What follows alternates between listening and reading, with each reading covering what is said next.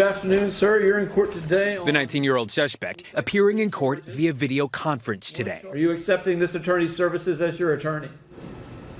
Yes, that's okay. Prosecutors say High Point University student Paul Stieber wanted to carry out America's next mass shooting, but that campus security guards foiled the alleged plot when they confiscated this 9mm semi-automatic handgun and 12-gauge shotgun plus ammunition from his dorm room. Prosecutors say Stieber, a Boston native, planned to shoot up the school, confessing his timeline to kill people had been planned since December and that he had studied other mass shootings. He definitely had a plan and had been researching. The district attorney told the court Stieber chose to enroll at school in North Carolina because it was easier to buy weapons. State law prohibits the possession of firearms on school grounds.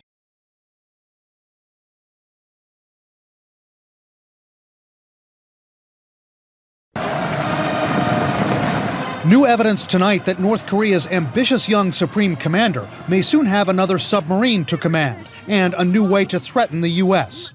New satellite photos just published by the website Beyond Parallel show what appears to be new activity at the Sinpo South shipyard in North Korea, where Kim Jong-un's regime builds many of its submarines. Two support submarines, a larger sub and a so-called midget sub, are parked there, along with another support vessel.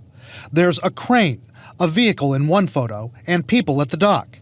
Analysts believe it all could be to support this, an enormous nuclear-capable submarine being built or renovated, which Kim was photographed inspecting last month at a nearby location.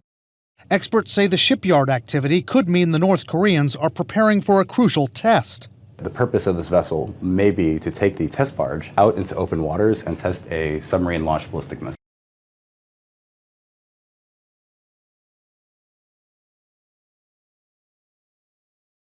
Foreign ministry officials from South Korea and Japan met in Seoul earlier today. While this is a regular meeting both sides have once every few months, it comes at a critical time when the two neighbours are locking horns over diplomatic and trade issues. On the same day, culture ministers from both countries also sat down for talks. Foreign ministry officials from South Korea and Japan met in Seoul on Thursday for the first time since Tokyo removed Seoul from its whitelist of trusted trading partners. The Foreign Ministry's Director General for Asian and Pacific Affairs Kim Jong-han sat down with his Japanese counterpart Kenji Kanasugi for bilateral talks. Seoul's Foreign Ministry said the two sides discussed a range of issues, including the forced labor issue. Kim expressed regret over Japan removing South Korea from its whitelist and asked Tokyo to reverse the decision, while once again urging dialogue.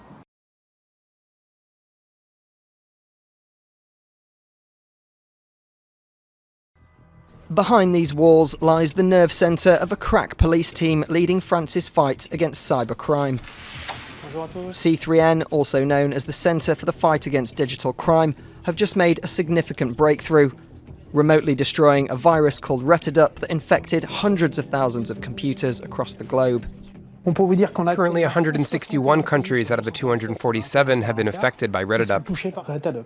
It was a massive attack. The hackers reached far and wide via emails or USB keys infected with the virus.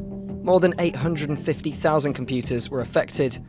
Their aim, controlling the computers remotely to access targeted websites and paralyze them, or even completely shut them down. They carried out attacks on infrastructure like hospitals by stealing people's data in order to sell it on, we assume.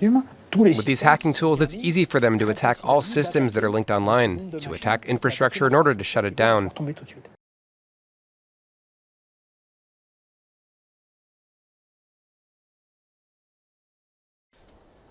A potentially deadly disease and a rising threat to children across the world. Measles is highly contagious and can only be effectively contained through a coordinated program of immunization. But the World Health Organization says that's not happening to the extent it needs to. What we're trying to communicate to you and out to the world is we are backsliding. We are on the wrong track.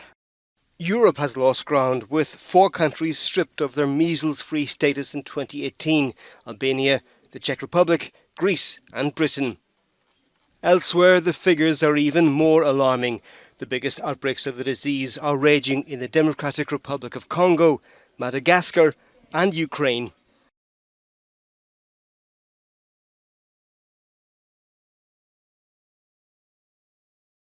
Multiple airlines are preparing as well by issuing travel waivers and canceling more than 100 flights. This is millions prepared to hit the sky for the holiday weekend. Good morning to you, Michael. Traffic here is moving well this morning, but the airlines are watching this storm closely, worried about the impact that this storm will have on their flight schedules. So far, they're offering travel waivers to passengers flying in and out of 32 airports, mostly in Florida and the Caribbean. 9 airlines are issuing those travel waivers. Delta Airlines, for example, is one of them, headquartered here. So far, all of the flight cancellations we're seeing are in Puerto Rico and the U.S. Virgin Islands, but that will change depending on the track of the storm.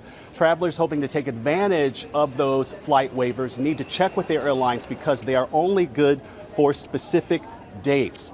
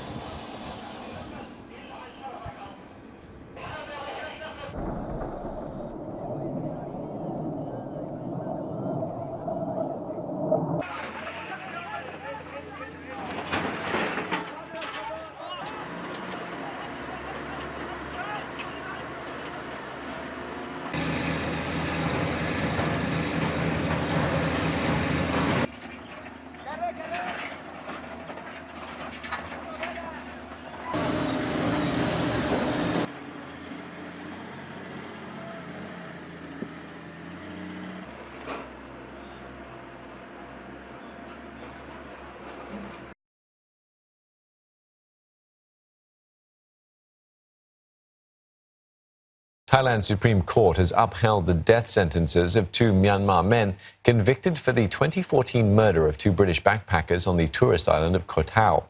Zaw Lin and Win Zaw Tun initially confessed to the killings. But they later retracted their statements, claiming that they were tortured into confessing. Both of them lost their final appeal today. Now, the Supreme Court rejected the defense team's claims that they were coerced into making their initial confessions and that authorities mishandled the investigation and DNA evidence.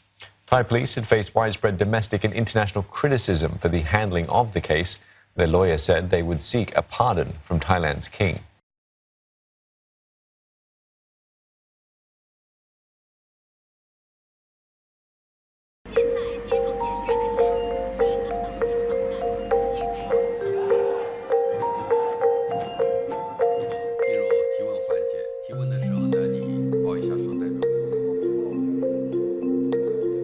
适度设计阅兵规模，安排部分先进武器装备首次亮相。总体上，比庆祝新中国成立50周年、60周年阅兵和纪念抗战胜利70周年阅兵的规模要大一些。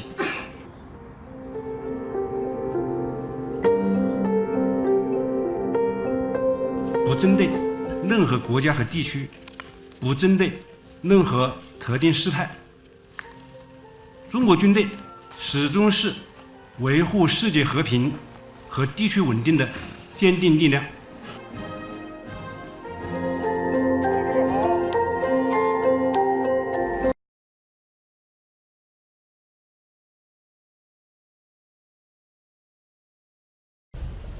After 2 weeks at sea, climate activist Greta Thunberg arrives in New York.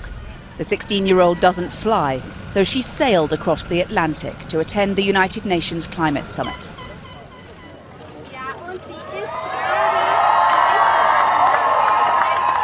Despite the sea legs making dry land a challenge, she says it's been worth it. All of this is very overwhelming, and the ground is still shaking for me.